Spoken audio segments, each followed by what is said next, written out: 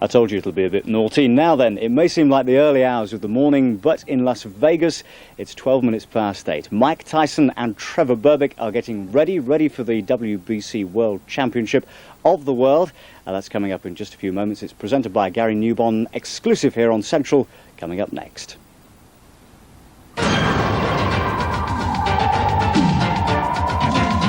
Dixon's unbeatable Christmas deals.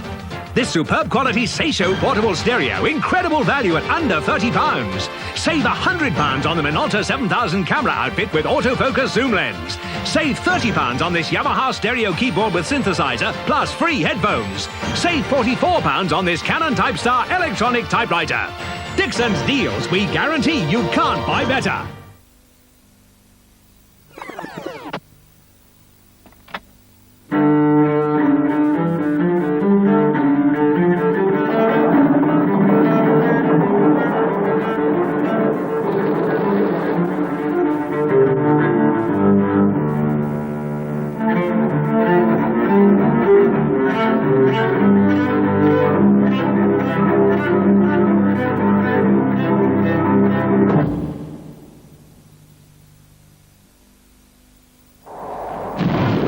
Tradition tells of a Pils lager and of a silent messenger's timeless search, his quest for that lager, the lager of Lamont.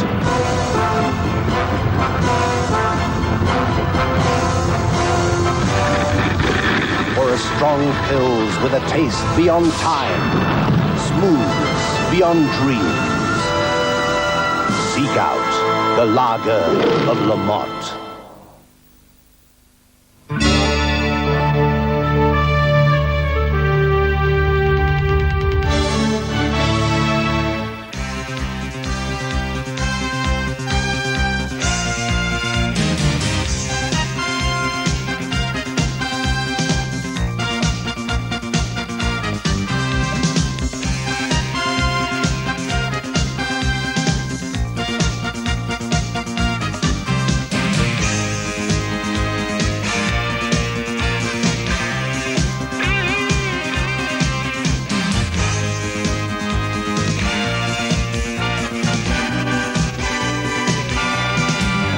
Good morning, and whether you've got up early or stayed up late, welcome to what promises to be a dramatic and possibly historic fight for the WBC World Heavyweight Championship. 20-year-old Mike Tyson seeking to become the youngest ever World Heavyweight Champion, even younger than Floyd Patterson, who first won the title at the age of 21. Well, in a few minutes' time from the Hilton Hotel in Las Vegas, Tyson will be challenging the WBC champion Trevor Berbick, scheduled for 12 rounds, and this is the latest in a series of fights to find the undisputed World Heavyweight Champion. But for the first time since 1937, this challenger will start as the favourite.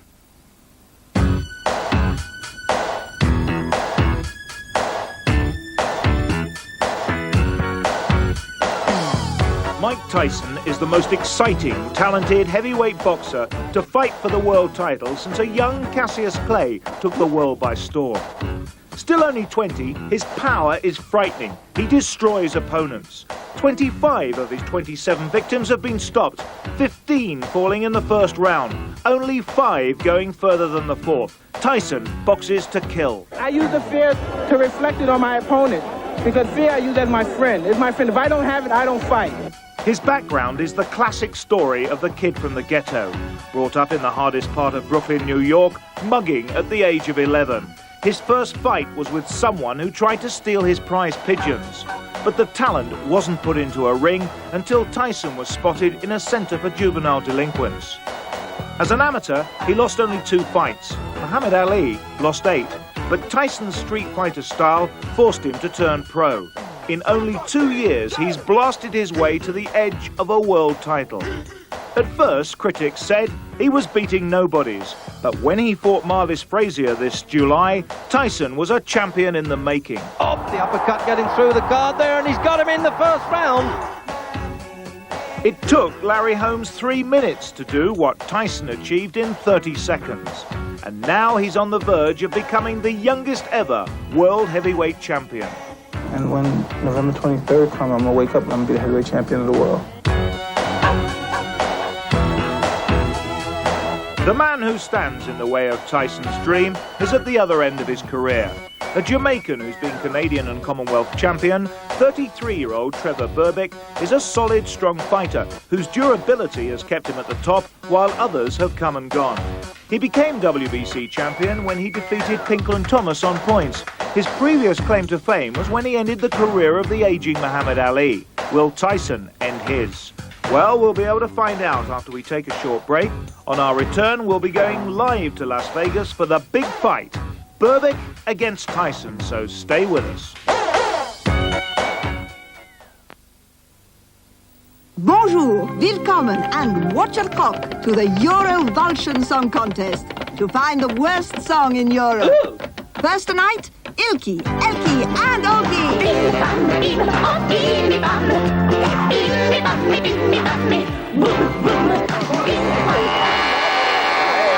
Not bad enough, innit? Nil point. Now, Luigi Gasbaglio.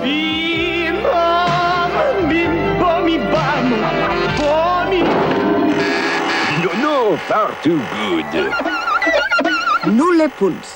Let's hope the four-leaf clovers can do worse. The lyrics are too good. We still haven't found the worst song yet. Ah, Heineken. Now from England. Chicken in the air, stick a picture up your nose. Buy a jumbo jet, and then bury all your foes. Make your lefty green, then extract your wisdom teeth. On the string quartet, pretend your name.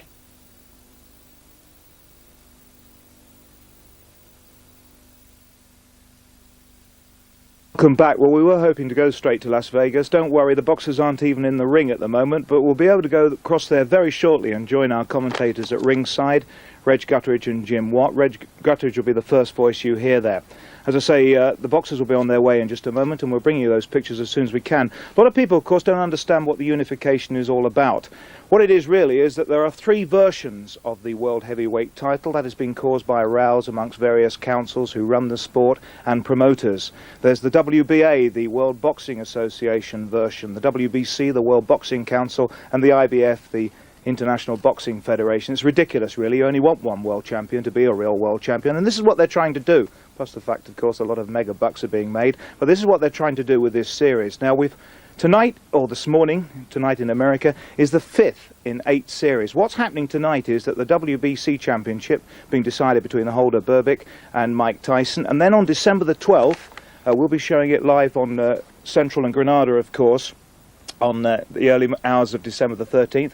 That'll be the WBA version, even I get confused at this hour of the morning, between Tony Tubbs and the champion Tim Witherspoon. Now, the winners of those two fights, that's this morning's between Berbick and Tyson, and then on December the 12th, 13th between Witherspoon and Tubbs, will meet in Las Vegas on March the 7th. And then when we have a final overall winner, he will meet the IBF champion just before the summer, Michael Spinks, and at long last we will have an undisputed world heavyweight champion. So tonight's is the 5th, and we can go live now to Las Vegas.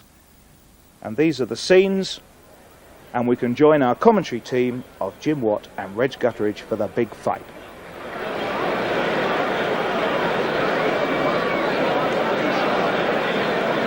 Haven't got sound yet, but the main thing is we can see what's going on. Let me just update you on the weight situation at the weigh-in. Mike Tyson was 15 stone, 11¼ pounds. That's 3 pounds more than his usual fighting weight.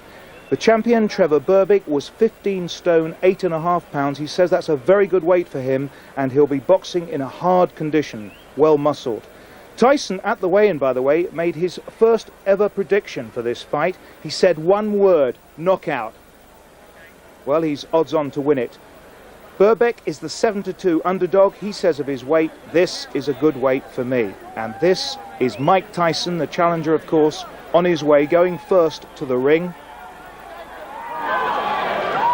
So there's the man of the moment then, Mike Tyson, who looks to me as though he's been working out in the dressing room, which is a trailer in the car park of this magnificent Hilton Hotel there. And this man, totally dedicated, as you see there. He won't look at the crowd.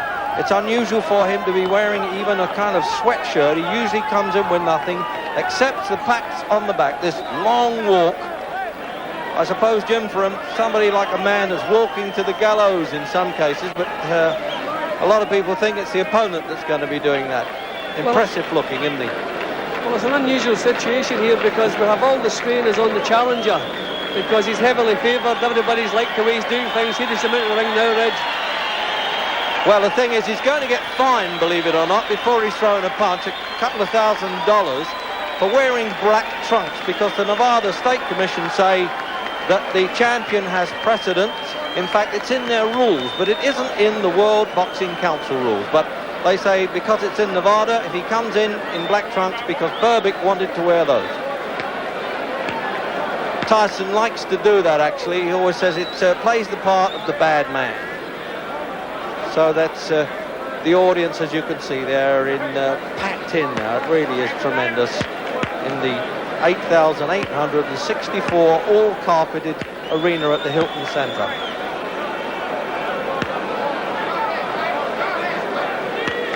So welcome then to our audience who have stayed up during the night now to join us live here in Las Vegas, Jim Watt and I.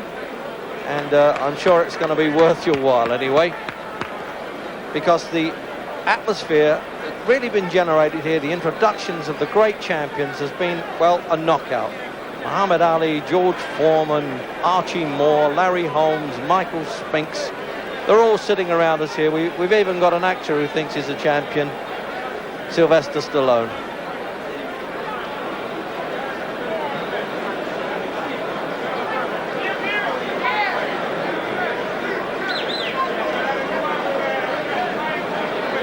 And it's a long wait in there for Tyson. I don't know whether Berbick hasn't been cued properly at the time or whether he's just doing a bit of a delaying tactic, but he's employed Angelo Dundee to be in his corner. And Angelo, in fact, has worked against him, of course, when he had Muhammad Ali in the Bahamas, Ali's last fight. And what a reception he got here, the great, well, there'll never be another one like him, Ali.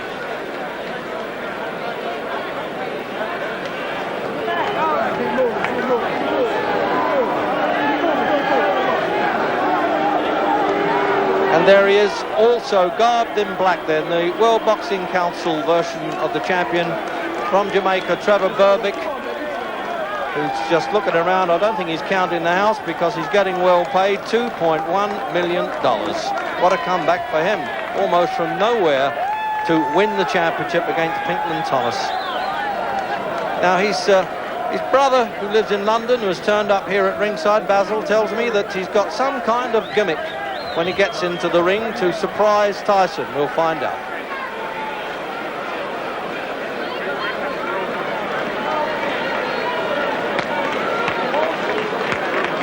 There it is, wearing the WBC belt. In fact, that organisation actually insists that their champions come into the ring with it. There's Angelo Dundee, as I said. Now let's see if he's got any kind of gimmick that he's really fearless, you know, Berbick. Angelo Dundee says he can be a bit crazy at times, and that's why he's got such a good chance of upsetting this 3.5 to 1 favourite. There's the rundown then for Berbick, who incidentally told me that he really is a year younger than claimed in the record books, and that he's 32 and not 33, born in August 54.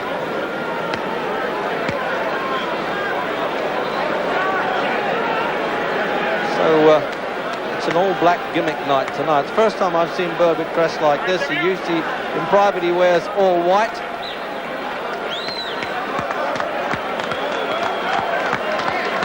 But I think he's got long black socks on. I think that's the gimmick we're going to get with Trevor Berbick.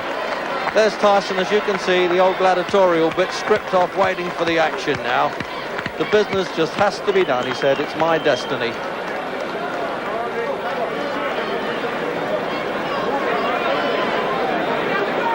Promoter Don King gesturing, let's get it on here.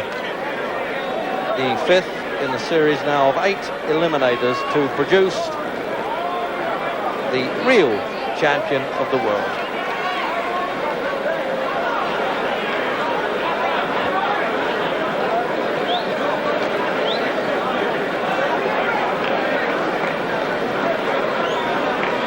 Can't imagine Berbick getting away with wearing a leotard under that black dressing gown, but I'll tell you what, I wouldn't put it past him.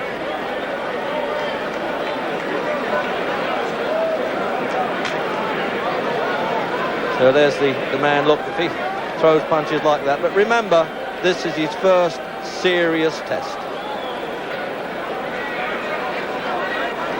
Tell you get a few sweaty palms from outside the ring, Jim. You know what it's like in there, of course, but even out here you can feel the electricity in the air a bit. Yeah, well, I think the heavyweight scene's been in such a mess for so long. At long last, if people can feel as a heavyweight has come along, everybody can fall in love with, and that's Tyson here. But a lot of pressure's been heaped onto Tyson. It's not often that the challenger is so heavily favoured, and I don't really see why he is so heavily favoured, because Berbick's been there so often before and Tyson's never been there. Please remain standing as we present the national anthem. And to present that national anthem this evening, the very talented and internationally famous vocalist, Mr. Lou Rawls.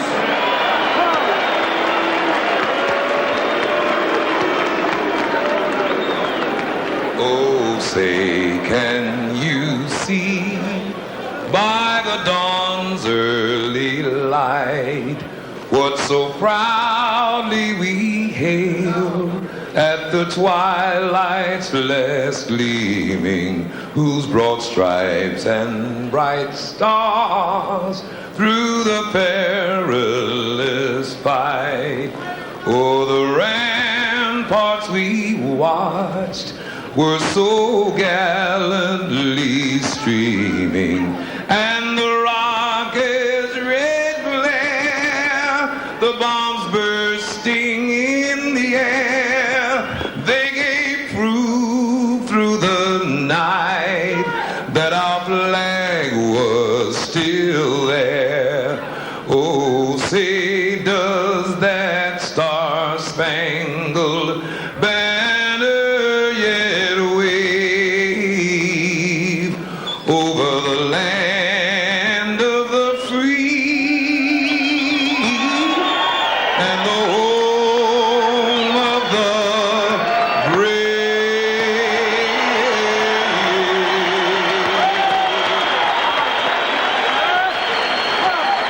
So the boxers actually applauding the anthem there, sung by Lou Rawls.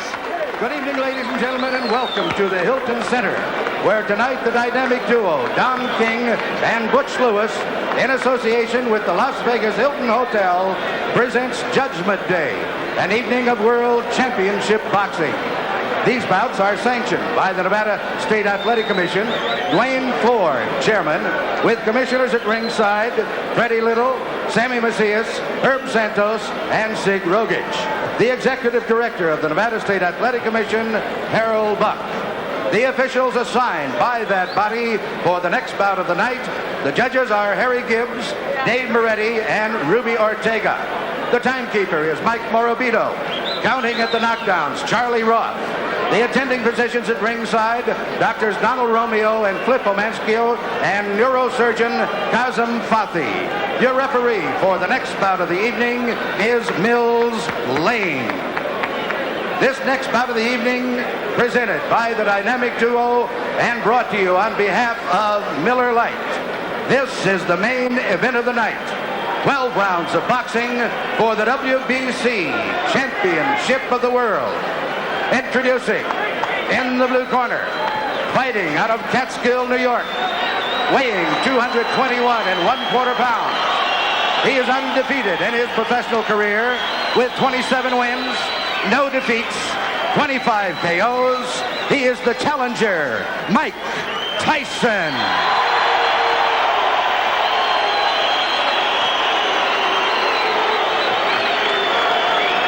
And in the red corner, formerly of Jamaica, now fighting out of Miami, Florida, weighing 218 1/2 pounds. His professional record consists of 31 wins, 4 defeats, 1 draw, and 23 KOs. He is the WBC Heavyweight Champion of the World, Trevor Berbick.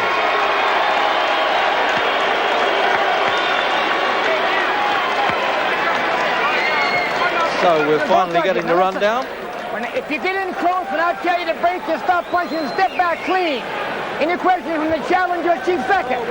Any question from the champion or chief second? All right, let's get it on. Come on. So Mills Lane and his almost famous words now, let's get it on. And there's where it's at now. Now this man here, Tyson, his personality entirely really confined to the ring, incredibly shy outside, but he's got a kind of galvanizing presence in the ring, but he's up against a man who knows the game. And a little bit of a gimmick, wearing the bobby socks, the black bobby socks, because Berbick knew that Tyson always comes in the black garb, and he just wanted to upstage him a bit. And the referee tried to get rid of some obstacle in the ring there, so we're off now, scheduled for 12 rounds. And one of the judges, which we don't think will be needed, is Harry Gibbs from London.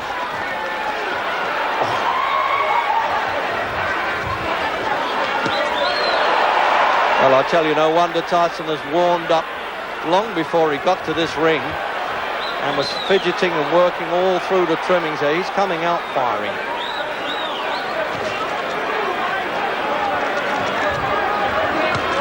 Oh, really winging those punches in. But Berbick's not going to be found wanting. He's a very brave guy. He proved that when he fought Larry Holmes, went 15 rounds with then a peak Larry Holmes, remember? Well, this is where all that sort of pent-up tension and needle is starting to show, Jim. Well, Tyson has never been pushed back in any of his fights. I think Berbick is trying to do just that. I think Berbick wants Tyson on his back foot. See, he's pushing him as he gets up close. He's doing quite the opposite of what everybody expected him to do. Yes, Angelo Dundee was saying this fight's all about angles, and he's studied Tyson and he's been sort of coaching Berbick on how he can do it, but he's taken some bangs on the side of the head with the right hand and hasn't flinched yet, Berbick. He's only been stopped once in 37 fights.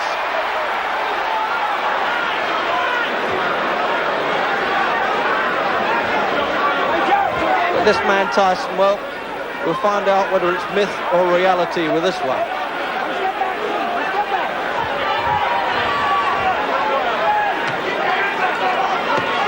Oh, he's really accurate with those shots. I'm surprised Berbick is not trying to block those. He's being too arrogant, really.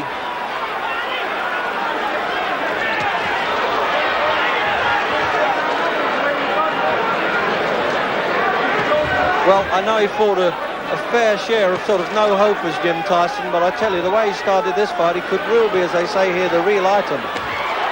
Yeah, he's always looked the part, and already he's looking the part in the big test. But Berbick has been far too reckless. His defence isn't tight enough. He's standing within punching range all the time. But his defence is nothing like as tight as it has to be. Hopefully he'll change that pretty soon.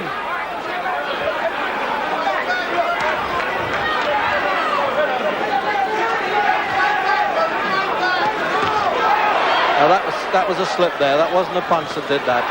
That was... Oh, and he's nailed him there. The right hand came first. He lost control of the feet entirely there, Berbick. This absolute caveman of a fighter, isn't he, Mike Tyson? This really is the black version of a Rocky Marciano, and 2 stone heavier. And the bell now, I tell you, has come really to Berbick's rescue there, although he's staring Tyson out as if to say, you're not hurting me. Well, he could have fooled me. Oh, Jim, I wonder Angelo will be at it now, won't he? Yeah, not half. As far as I see it, Berbick is not defending his title. He's committing suicide here. He's standing right in front of Tyson, making no move to land punches on Tyson, and his own defence is completely open. He's taking punches straight away he shouldn't be taking.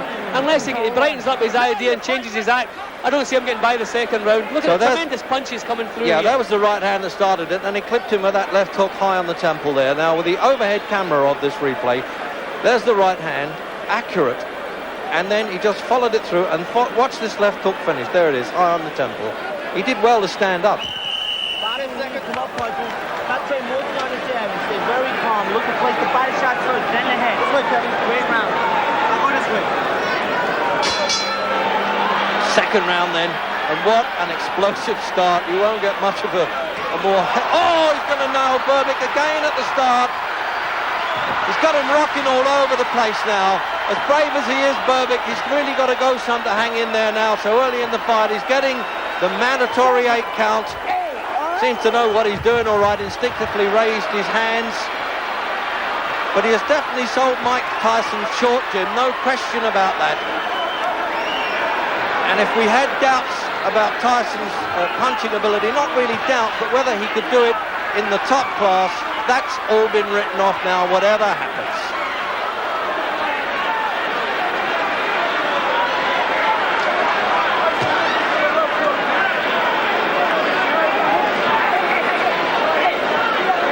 Once he starts holding on, that's a tip-off, Jim Berbick, isn't it?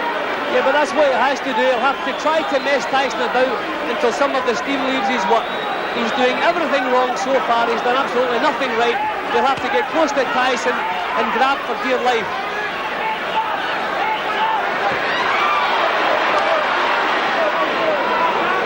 No wonder the crowds come out to see this man Tyson. $600 at ringside.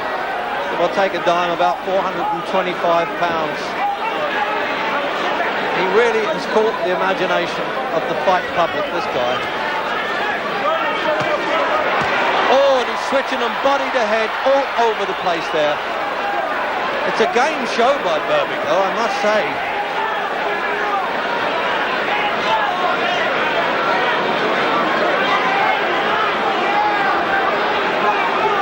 Berbick said he didn't think Tyson could fight at close quarters, the inside there, but he's not doing anything about it. But watch for Tyson with the uppercuts, one of its favourite shots, that one.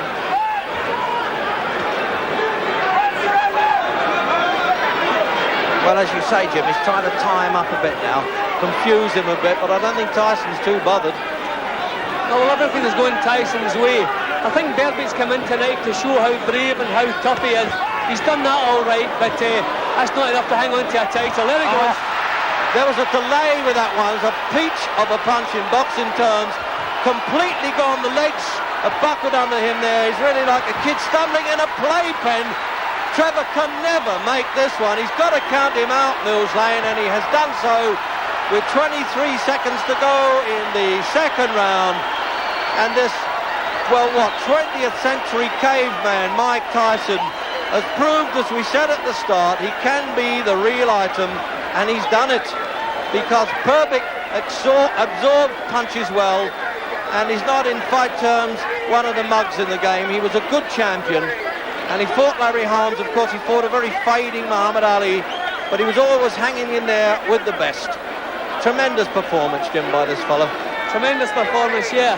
Apart from the fact that Berbick came in without a defence and without throwing any worthwhile punches himself. I don't know what he had in his mind. I don't know what his tactics were at the start of this fight, but he did absolutely nothing right.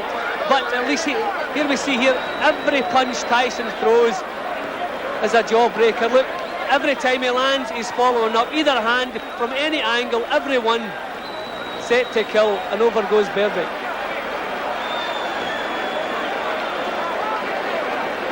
So you have a look at it again. He just lost complete control there. His heart was as big as anything there, Berbick.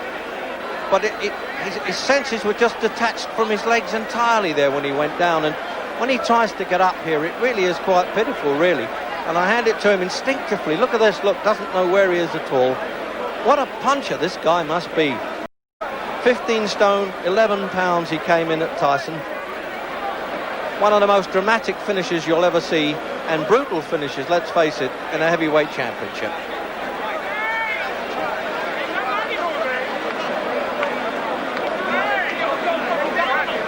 So the third angle now from over the top shot, Jim, the replay. I think a punch landed on the forehead from Tyson. It's a strange place for a knockout punch. See, over he goes, he got caught with a high punch, the delayed effect, and over he went, and he had never any chance of recovering from that.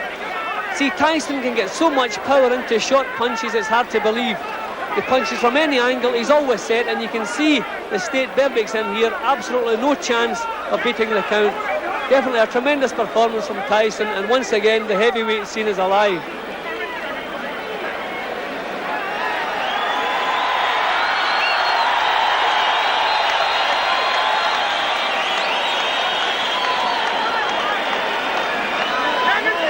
So there's the promoter. He must be well pleased because he's glad that he's got this fellow in the knockout series, become the youngest heavyweight champion of the world now at 20. Admittedly, there are 3 different associations now, that when Floyd Patterson won it at 21, he was the sole champion, but nonetheless he's the World Boxing Council version, the youngest in history. Ladies and gentlemen, referee Mills Lane stops the bout at 2 minutes, 35 seconds of the second round. The winner by a TKO and youngest and new WBC heavyweight champion of the world, Michael Tyson.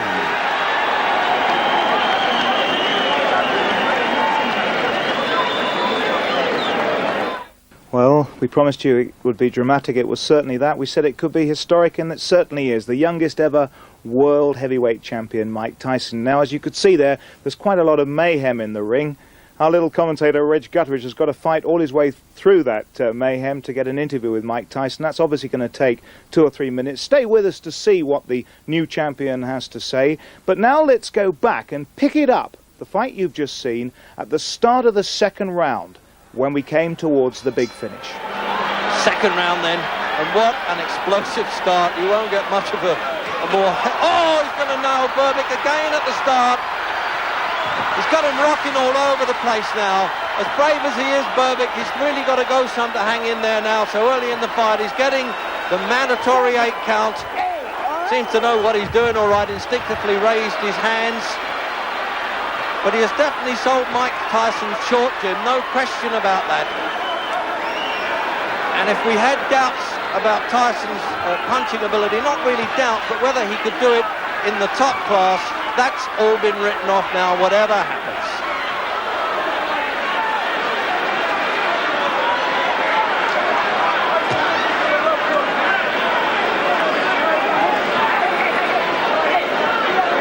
Once he starts holding on, that's a tip-off, Jim Berbick, isn't it? Yeah, but that's what he has to do. He'll have to try to mess Tyson about until some of the steam leaves his work. He's doing everything wrong so far. He's done absolutely nothing right. He'll have to get close to Tyson and grab for dear life.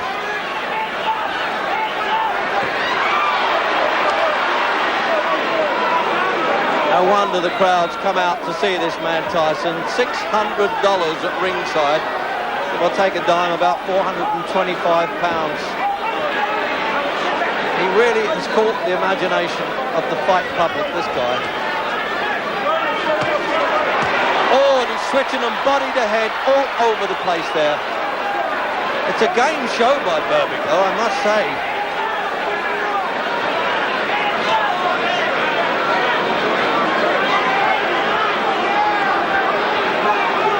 Berbick said he didn't think Tyson could fight at close quarters, the inside there, but he's not doing anything about it. But watch for Tyson with the uppercuts, one of his favourite shots, that one.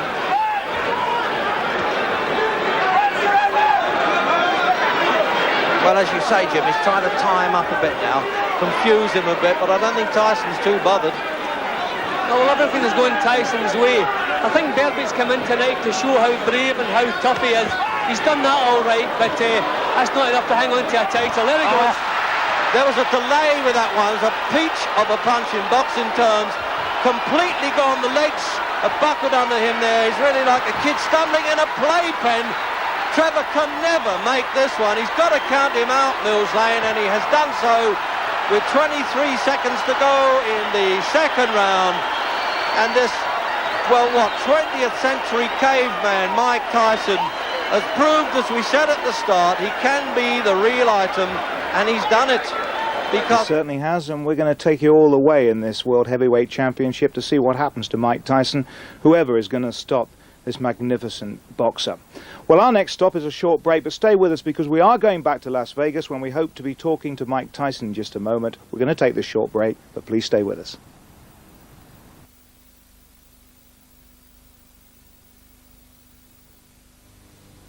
Lie down.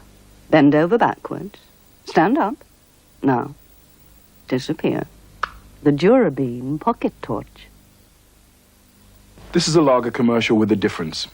It's for a lager called Calabar, which is brewed by Guinness. It's brewed in the normal way. All the best hops and barley. But the difference with Calabar is that it has no alcohol in it.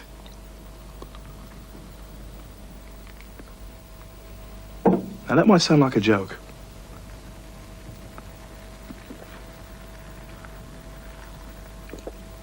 But it isn't.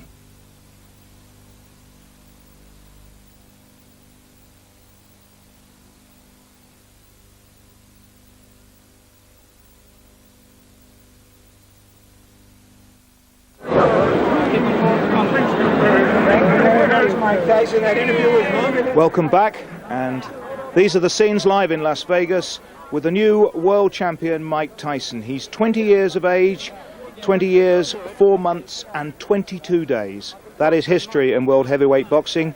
Floyd Patterson, 30 years ago, just 5 weeks short of his 22nd birthday, was previously the youngest ever world champion. And Tyson said before the fight, if I beat Floyd Patterson's record, I've reached immortality. Well, he does look invincible, doesn't he? The odds-on favourite, a magnificent champion. I mean, that really was a devastating performance tonight. Berbick was a lightly regarded world champion, but as you heard there, Jim Watt and other people thought he'd do better. Here's Reg Gutteridge now talking to Mike Tyson. Before you came in the ring, you did. Excuse me, fellas, I'm sorry, thank you. Tell me this. Now, I came here very confident and knew I wasn't leaving this ring alive without the championship of the world. It's a tremendous performance, Mike. I mean, people do have doubts when you meet class like Berbick. Do you think Berbick's a class? No, he was before you class finished with him. Yeah, now that you've beaten him, you know, it's a tremendous performance. 2 rounds. 2 rounds. Right, Yeah, you don't remember? You were throwing so many punches. But I don't deadly and accurate. We're ready to go 20. Just tremendous. 20 rounds. Tremendous performance. Kevin, let's get Mike, wait, before you leave, could he ask you about Witherspoon and Tubbs now that, you know, you're going to fight the winner? I'll fight anybody. I'm the best fighter in the world. No man can beat me. I'm not doubting that. Thank you, Mike. One more shot, Mike. Yeah, that was hard work.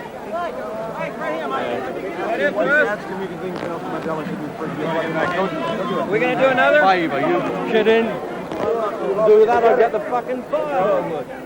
Go.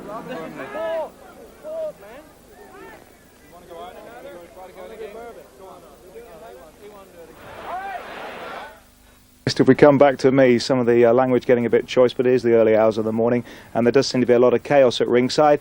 Meanwhile, I'm sure you'll agree with me, it's well worth seeing the whole fight. It didn't last very long. If you remember, it was scheduled for 12 rounds. It lasted not quite 2. Let's pick it up at the start of round 1 on a night when history was made in the World Heavyweight Championship boxing. A bit. And the referee tried to get rid of some obstacle in the ring there, so we're off now, scheduled for 12 rounds. And one of the judges, which we don't think will be needed, is Harry Gibbs from London.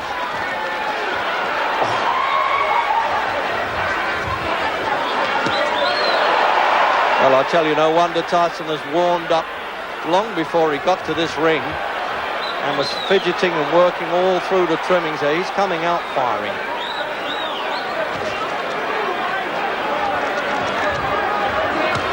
Oh, really winging those punches in. But Berbick's not going to be found wanting. He's a very brave guy. He proved that when he fought Larry Holmes, went 15 rounds with then a peak Larry Holmes, remember? Well, this is where all that sort of pent-up tension and needle is starting to show, Jim. Well, Tyson has never been pushed back in any of his fights. I think Berbick is trying to do just that. I think Berbick wants Tyson on his back foot.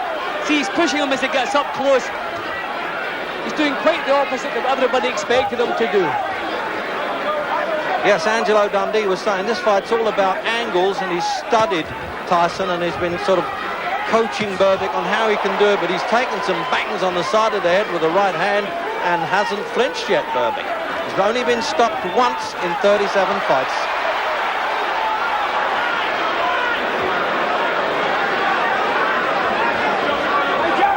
But this man Tyson, well, we'll find out whether it's myth or reality with this one.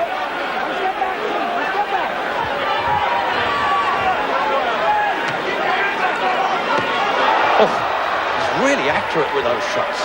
I'm surprised Berbick is not trying to block those. He's being too arrogant, really.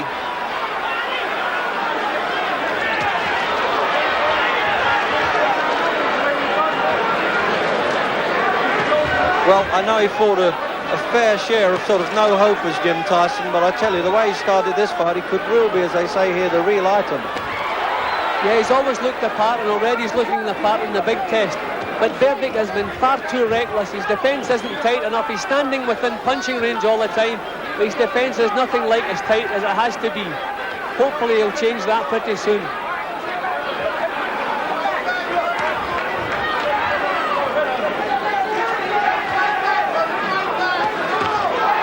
Now that was a slip there. That wasn't a punch that did that. That was... Oh, and he's nailed him there. The right hand came first. He lost control of the feet entirely there, Berbick. This absolute caveman of a fighter, isn't he, Mike Tyson? This really is the black version of a Rocky Marciano, and 2 stone heavier. And the bell now, I tell you, has come really to Berbick's rescue there, although he's staring Tyson out as if to say, you're not hurting me. Well, he could have fooled me.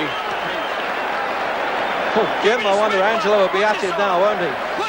Yeah, not half. As far as I see it, Berbick is not defending his title. He's committing suicide here. He's standing right in front of Tyson, making no move to land punches on Tyson, and his own defence is completely open. He's taking punches straight away he shouldn't be taking. Unless he brightens up his idea and changes his act, I don't see him getting by the second round. Look at the tremendous punches coming through. Yeah, here. that was the right hand that started it, and he clipped him with that left hook high on the temple there. Now, with the overhead camera of this replay, there's the right hand, accurate. And then he just followed it through and watch this left hook finish. There it is, high on the temple. He did well to stand up. Not train motion on the jab and stay very calm. Look to place the body shot first, then the head. This way, Kevin. Great round. I'll go this way. Second round then. And what an explosive start. You won't get much of a more... Oh, he's going to nail Berbick again at the start. He's got him rocking all over the place now. As brave as he is, Berbick, he's really got to go some to hang in there now. So early in the fight, he's getting the mandatory 8 count. Seems to know what he's doing all right, instinctively raised his hands. But he has definitely sold Mike Tyson short, Jim, no question about that. And if we had doubts about Tyson's punching ability, not really doubts, but whether he could do it in the top class, that's all been written off now, whatever happens.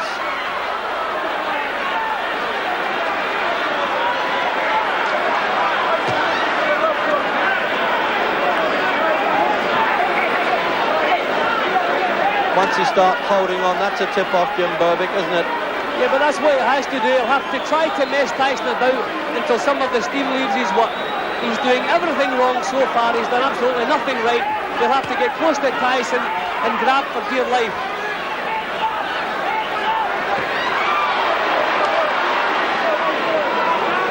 No wonder the crowds come out to see this man Tyson. $600 at ringside. We'll take a dime, about £425. He really has caught the imagination of the fight public, this guy. Oh, and he's switching them body to head all over the place there. It's a game show by Berbick, though, I must say.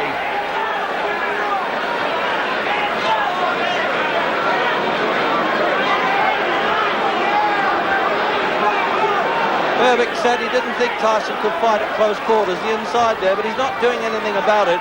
But watch for Tyson with the uppercuts, one of his favourite shots, that one.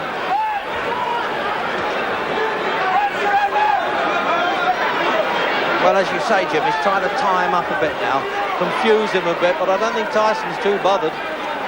No, well, everything is going Tyson's way. I think Berbick's come in tonight to show how brave and how tough he is.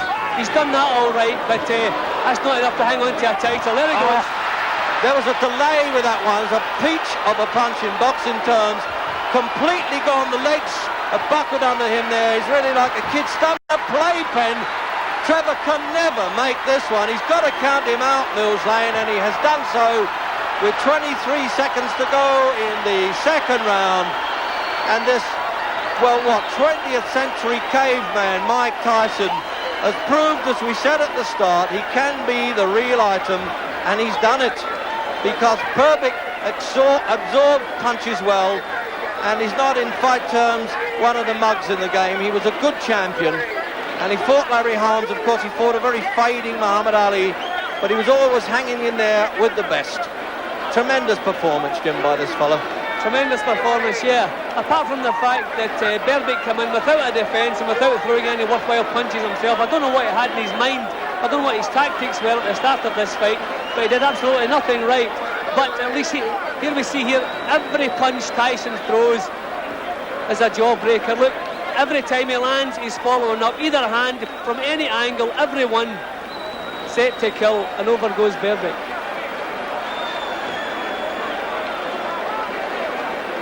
So you have a look at it again. He just lost complete control there. His heart was as big as anything there, Berbick. But his senses were just detached from his legs entirely there when he went down. And when he tries to get up here, it really is quite pitiful, really. And I hand it to him instinctively. Look at this, look, doesn't know where he is at all. What a puncher this guy must be. 15 stone, 11 pounds he came in at Tyson. One of the most dramatic finishes you'll ever see, and brutal finishes, let's face it, in a heavyweight championship.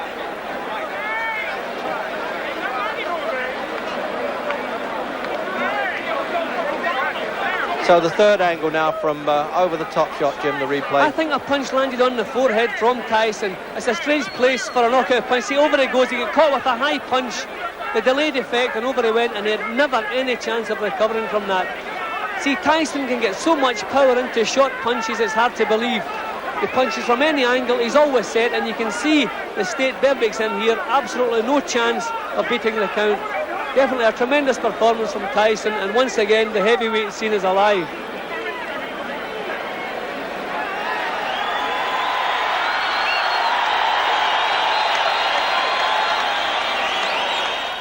And now Mike Tyson, the new WBC World Heavyweight Champion, will meet the winner of Tim Witherspoon and Tony Tubbs for the WBA version. Well, Tyson certainly living up to all his hype. They'll now, of course, immediately be comparing him with all the great champions of yesteryear, including, of course, the greatest, Muhammad Ali, in and out of the ring. And after this short break we're going to take now, you'll be able to compare Mike Tyson and Muhammad Ali with our Muhammad Ali special, so stay with us.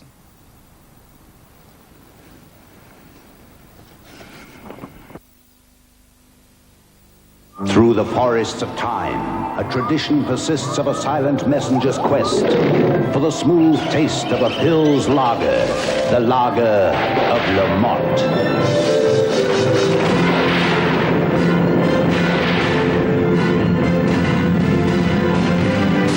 For a strong Pils with a smooth taste, a taste beyond dreams, seek out the lager of Lamont. Be number one, enjoy all the life Roots can give to you and everyone. Looks new, looks right.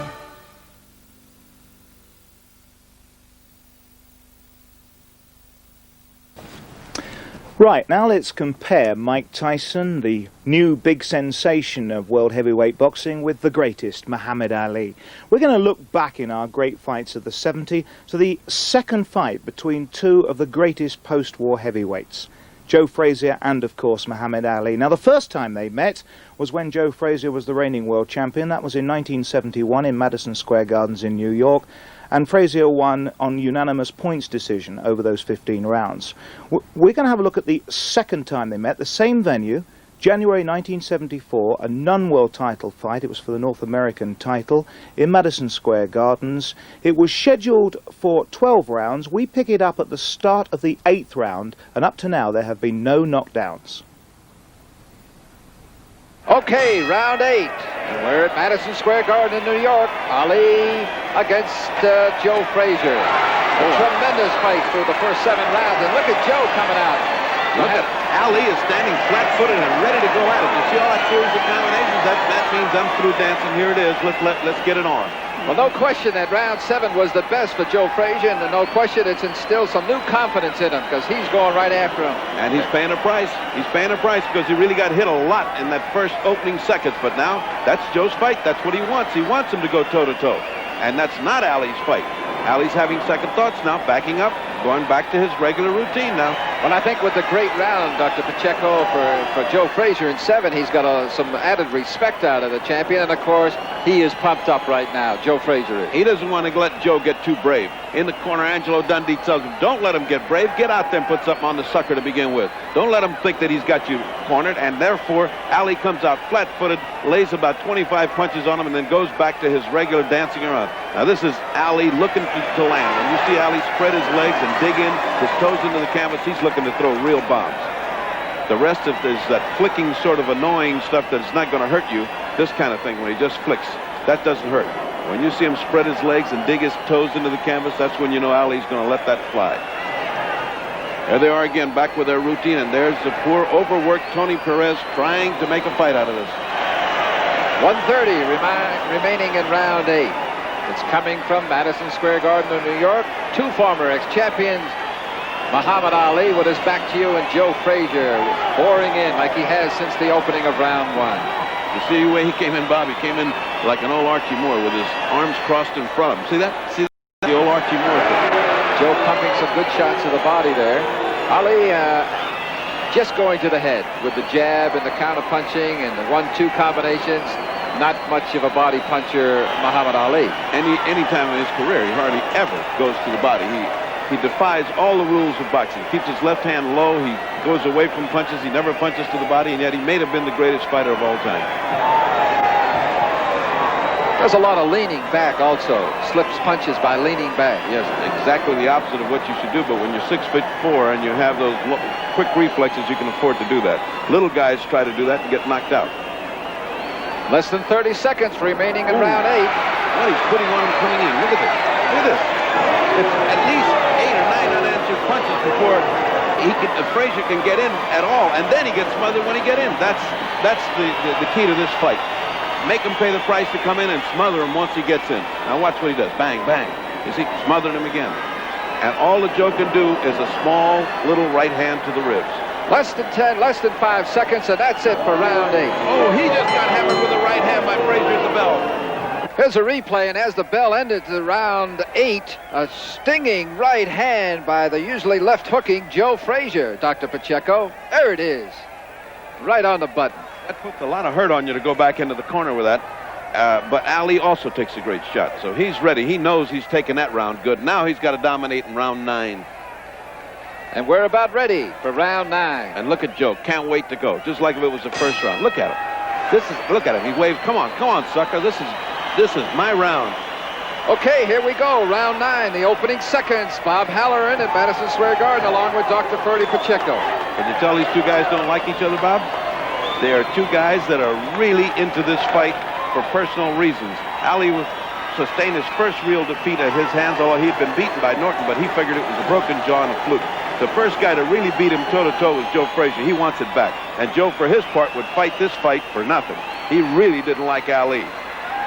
Well, there's Ali, just Joe missing Wiley, and Ali really coming on here. Look at what Ali is putting on Joe Frazier. Joe Frazier just wants to come in, just wants to get close, is willing to pay the price so he can land his hammering shots on Ali. Ali's not letting him get by cheap. It's just pot shotting by Ali. 1-2, here it comes again, and Joe once again missing as they go into the clinch, and Tony Perez, the referee's got to separate it. That left hook is devastating when it lands, but it's very tiring when you miss it, and he's been missing an awful lot.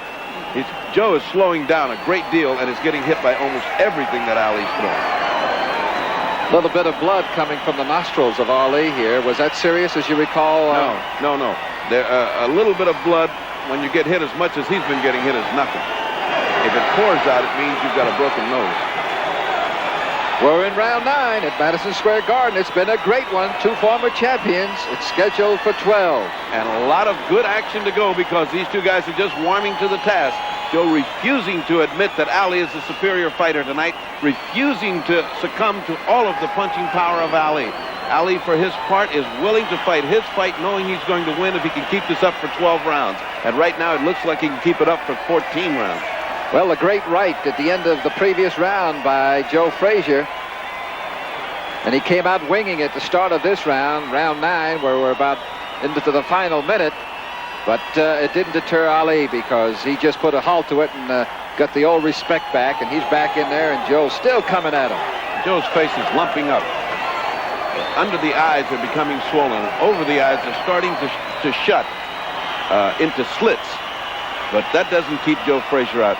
These two guys epitomize the word champion. This is round 9, but it looks like round 1. This is the pace we saw at the opening bell. In fact, for the opening 3 rounds. Great condition on both the parts of both of these fighters. Again, you're left to wonder what would have happened if he'd have had that 20 seconds to pound Joe when he was in trouble at the end of the second round. Would all of this have been necessary if he'd have let that go? Well, Ferdy, I think that's something that boxing fans will be talking about perhaps for some time to come in this second encounter between these two great fighters, both former champions. So less than 10 seconds now. We're about at the end of round 9 from the Garden. Dr. Pacheco, let's take a look at some of that exciting action and punching in round 9. Let's take a look at how Joe Frazier can take a punch. Look at that. It's 4, 5 punches before he misses with the left hand. And Ali comes back with the right. That really takes some strength, that kind of punching. Okay, the warning buzzer for round 10. Once again, it's scheduled for 12.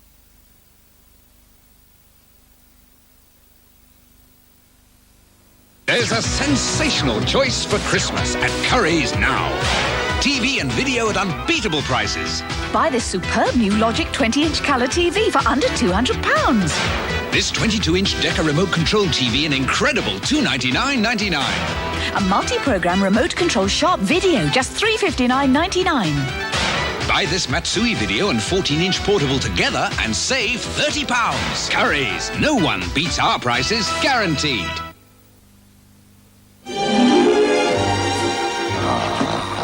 Very civilized. Harvey's Bristol Cream. A touch of refinement.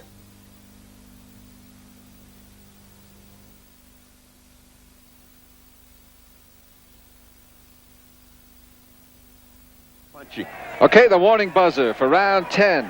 Once again, it's scheduled for 12, and it's coming from New York's famed Madison Square Garden. Joe Frazier ready to go, and Tony Perez, the referee, signaling Ali, let's get this action underway. And once again, you saw Drew Boudini Brown wait till after the bell, exhorting and talking to Ali. He is a sensational help in the corner in that he keeps you right on your feet and he keeps the cheering going.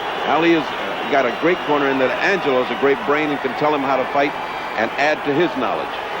Pretty good left hook there in Frazier's corner, thrown by Smoking Joe, which made Ali grab a little bit. He better do something. He's way behind in this fight, and he's got to catch up. Ali's at least 6-2-1 or 6-3 fight. He's almost got this fight won if he survives to the 12. Now, Joe knows that. Joe's got to come up with something. He cannot keep fighting this fight. He's got to keep turning it around somehow. We are in round 10. There have been no knockdowns. There has been neither boxer has been cut, although Ali has been bleeding just slightly from the nose, and Joe Frazier has constantly had the ice pack for some swelling around the eyes and the forehead. Question is now, can Ali keep up this blistering pace of the first 9 rounds? Because he has been punching with great authority and great speed, and still he's on his toes. Being in his corner, Ferdy, did you or Angelo or anybody tell him at this time, look, you're way out in front, just coast, don't get careless? Never tell a fighter he's out in front. Never. Angelo Dundee has a philosophy I adopted. You're always behind and you always need the next round. As soon as you start coasting, you lose fights. What about Ali as we come to the halfway mark of round 10? Any conversation coming from him? We see him in several fights of the past, and this one just a little bit talking to his opponent, but does he say much in the corner? No, he's very quiet in the corner. He listens quietly to Angelo. Good left hook there by Joe. Hammering blows by Joe. Joe's going for a knockout here. Right hand to the side, left hook with all he's got. Missed with the left hook, and still on top of him. He maintains the distance after the referee breaks him, so he won't waste time and get hit a lot coming in. Very smart on Joe's part. Well, he caught him right under the chin, but then had he connected with that roundhouse hook that missed, round 10 might have been rather interesting right here. Rather interesting. He did connect in the 15th round of the first fight, and we know what happened to Ali. He visited the canvas for one of the few times in his career. One of the few times, but he got up fighting. He just got hammered again. Joe is coming on much better this round. I like what I see in Joe. His determination, he's putting much more authority in his punches, and he's keeping closer to Ali so he doesn't get hit so much coming in. Well, based on what's happened thus far through 9 rounds, it's been mostly Ali. So with round 10, 11, and 12 remaining, as we come down to the final seconds of round 10, Frazier's really got to come out swinging. Ali, for the first time, looks a little tired. Round 10 just about over.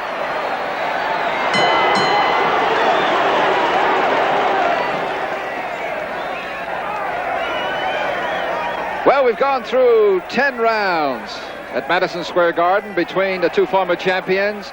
And it was mostly, as we've been saying, as we look at the ice pack being applied to the forehead of Joe Frazier. And we move across the ring to Angelo Dundee, Baduni Brown, and Wally Youngblood, and Dr. Ferdy Pacheco attending to the great Muhammad Ali. Frazier's got to have a knockout to win, and he knows it, and so does Fudge. He knows that this has been all Ali, and he has to have something dramatic, or at least one dramatic round to turn it around.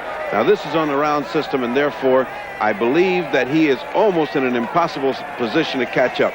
Knowing Joe Frazier, knowing his optimism, he knows he can go into a knockout and win the fight.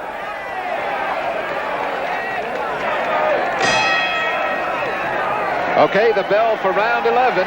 It's scheduled for 12, so 2 very, very important rounds, Dr. Pacheco, for Joe Frazier, who appears to be trailing in this fight. He came all the way across the ring and landed a right hand. He knows he can't waste time. He's going right there. Good left hook by Joe. Again, the pity-pat of Ali and the usual right and left that doesn't stop Joe Frazier for a minute. Joe right back on top of him. Well, according to what you've seen, I guess you said it, I think, a couple of rounds earlier, it's almost going to be a knockdown, and it's going to be 2 very, very impressive rounds for Joe Frazier to have any chance at all of winning this fight, the second encounter between these 2 champions, ex-champions. Again, Ali keeping that distance between them if he can, and if he can't, grabbing his head and pulling him in. He not only waits till he gets it, he actually pulls him in with that hand around his neck. He pulls his head into his chest and holds him. Well, if you recall their fight 3 years ago that Joe Frazier won by unanimous decision, taking the crown away from Ali, round 11 that we're in now. As we look at this great action, round 11 was when Frazier put Ali on the canvas. Devastating action here. As we were talking, Ali just put a series of punches on Frazier, should have stopped the truck. And there he is, still there, throwing those roundhouse punches at Ali, desperation punches at this point. If he lands, they're not going to be as effective as it looks on the screen because they're roundhouse arm punches, not shoulder punches. Look at that devastating combination by Ali. And again, the grabbing and the holding, and poor Perez trying to get this fight together. 2 great athletes here. Superb condition by both of them. Keeping up this pace as you're looking at here in round 11, that's been much the story through all 10 previous rounds, and now into round 11 as we go into the final minute of round 11. It's coming from New York's Madison Square Garden, and this is Bob Allen along with Dr. Ferdy Pacheco, and I'm sure you're enjoying it as we have. Still jabbing, still Joe coming on with wild left hooks, trying to land, get to the inside, get to the chin of Ali, perhaps slow him up and score some points, and perhaps try to impress the judges here in the 2 final rounds. Incidentally, Ferdy, according to New York scoring, this could end in a draw. I think that's highly unlikely, but that is possible. Highly unlikely. Joe again coming in, being the aggressor, and New York scoring aggressiveness counts with the judges here. Tony Castellano and Jack Gordon. Now less than 10 seconds remaining in round 11. Round 12 about to get underway. This is it. There's no holding back here. The final round from Madison Square Garden. You had a look at Muhammad Ali. There's a look at Joe Frazier with the ice pack still. What's it going to be? Is it going to be Muhammad Ali, the winner of this second encounter between these 2 former great champions? Or is it going to be Joe Frazier, perhaps the winner going on to meet the present champion, George Foreman? Ferdy, what is the strategy? What are you telling? What is everybody telling Muhammad Ali right here? We're telling him we need round 12, and he's telling us, are you kidding? I'm way ahead of this fight. Okay, they touch gloves in the center with the referee, Tony Perez, and here they come out swinging. Round and that's it. There's no tomorrow after this. A mark of a great champion, Ali. He knows he's ahead, but he's not about to give anything to Frazier because this is a grudge match. And they're two men, and they're really playing out their manhood here. They're on the line, and Ali's not about to run from Joe. Joe says, here I am, lay it out with me, and Ali is willing to oblige. This is the last round. Joe knows he's got to have a knockout, and Ali knows he can knock Joe Frazier out if he gets careless. Well, it was 3 years ago when these two met, when Joe Frazier won a unanimous decision, that he knocked Ali down in the 15th round, and you wonder if Ali is perhaps thinking about that, remembering what happened on that fatal evening when he lost his championship. I don't think he's ever forgotten getting knocked on the seat of his pants. He's not about to let it happen tonight because he's not getting careless.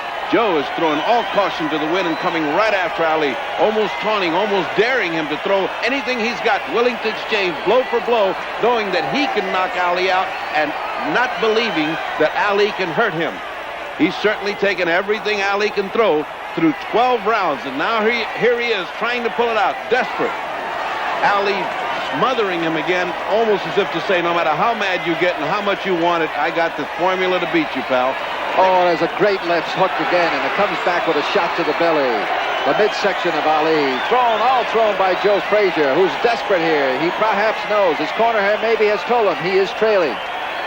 He needs to knock him down. He perhaps needs a miracle here. Ali willing to stay. Finally missing again, Purdy Pacheco with a left hook. Bob, Ali, you know, is tired when he's willing to stay in a corner and get hammered by this tiger that's on top of him. Normally, he would have danced his way right out of there, but like he just done. He is willing to stay in that corner. That means he's tired. But despite it all, if he's tired, he's still throwing. He's still, as you see him, up on his toes, bouncing around, not doing the Ali shuffle. A good right hand by the former champion Ali, and look at him go. Tremendous. Look at what the punishment he's taking. Look at the punishment he's taking trying to catch him. Look at this fighting retreat. This is what you call a fighting withdrawal. Less than 40 seconds remaining. This is the final round, and they're not stopping these two fighters. Both hungry for victory, and Ali now with the confidence. There's the shuffle we've been waiting for. That just says, I've got this fight one jump. There's nothing you can do to take it away from me. And you know what? He's right. He's got this fight won. He's got at least an 8-4 fight here. He cannot lose this fight at this point. Seconds are counting down, 18-17. There has been no knockdowns in this fight, and it doesn't look like there are going to be any. It is going to go the distance as we get under 10, 9, 8 seconds. A tremendous fight, in the sellout crowd of 21,000 will be on its feet at Madison Square Garden at the bell. Well, that's it. It's all over. 12 exciting rounds for a non-title fight between two former great champions. Joe Frazier, you just had a look at him, and Ali and his brother, Houdini Brown. Pandemonium, everybody jumping into the ring. The crowd still on its feet cheering. We have just seen a very exciting 12-round non-title fight. A look at Muhammad Ali. The ring just crowded with people. You see Rahman Ali. There's a look at Joe Frazier waving at somebody.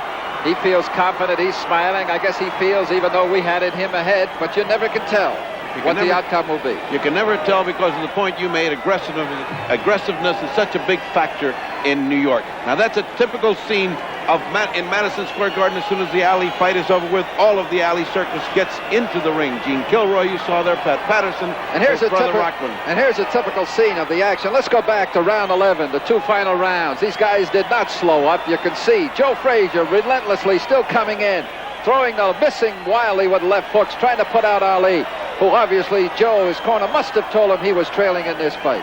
That was almost the story of this fight in one sequence. Joe missing wildly and Ali nailing him as he came in and then tying him up. And round 12 was much the same as we look at that. Ali still on his toes, still flying away. 1, 2, 3, 4, 5 punches before Joe retaliates with a right hand that barely grazes the chin of Ali as they go into a clinch. Typical shot of the fight. It was a good, hard-fought fight between two men that don't like each other too much. And now the decision is awaited. Okay, Joe Bostic is the ring announcer at Madison Square Garden. They have counted the votes. Tony Castellano, a judge, Jack Gordon, and the referee, Tony Perez. And here it is. May I have your attention, please? Here is your decision. The winner by unanimous decision is Muhammad Ali.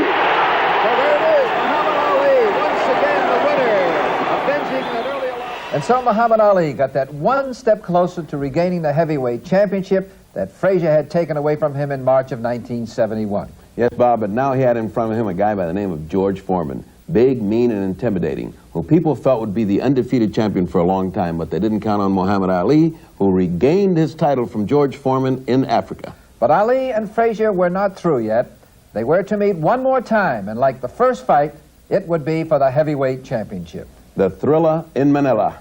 We hope you have enjoyed the fight. For Dr. Ferdy Pacheco, this is Bob Halloran thanking you for joining us on Top Rank Fights of the 70s. We certainly enjoyed that. Well, Muhammad Ali, of course, considered to be the greatest, but now along has come a young man who may well challenge that claim. And remember that Mike Tyson is not 21 until next June. Well, this morning's fight that you've seen was the 5th in an 8-match series to discover who is going to be the undisputed world heavyweight champion. The next one is on December the 12th, or December the 13th, really, as far as British time is concerned. It's the turn of the WBA version. The holder, Tim Witherspoon, who conquered our own Frank Bruno, of course, meeting Tony Tubbs at Madison Square Garden in New York. Central and Granada will be showing this fight live again in the early hours. But there's no question who is the talk of the heavyweight division this morning. The new WBC heavyweight champion and the youngest, the incredible Mike Tyson. We're going to leave you with the punches that rocked a champion and rocked the boxing world. It's been worth waiting up for, hasn't it?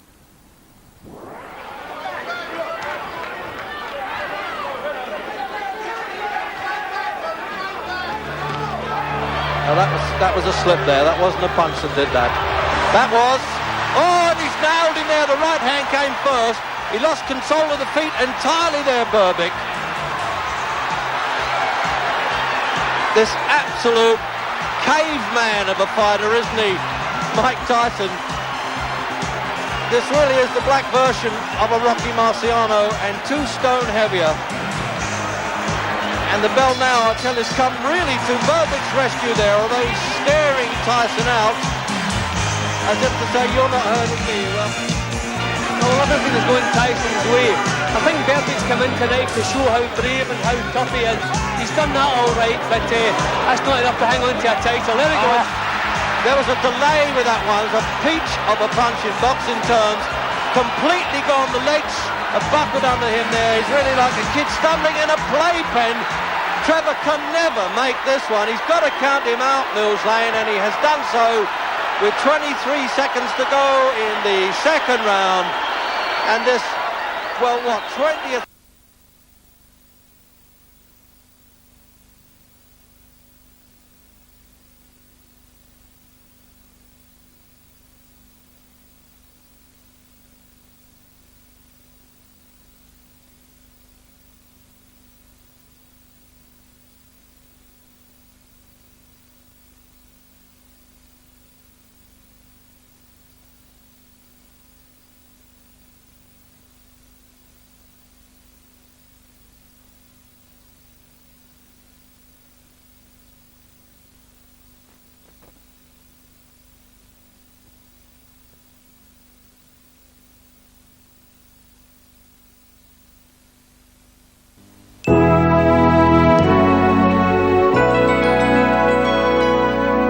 That's it for tonight. Thank you very much for being with us. Don't forget that we're doing it again in 3 weeks' time. Tim Witherspoon versus Tony Tubbs. Along with that, there's the Hofmeister World Doubles Snooker Championships and the Tough Guy Western, the Wild Bunch. That's on the night of Friday, December the 12th, the early morning of Saturday, the 13th. We've got Job Finder, a bumper edition of that coming up in just a moment. That'll take us all the way through to 5 to 7 when TVAM begins. All right, thank you very much for going through the night with us. I hope you've enjoyed it, and don't forget we're doing it again in just 3 weeks' time. From me, Gary Terza, and from all the Night Owls here at Central, have a very good night. We'll see you tomorrow. Bye-bye.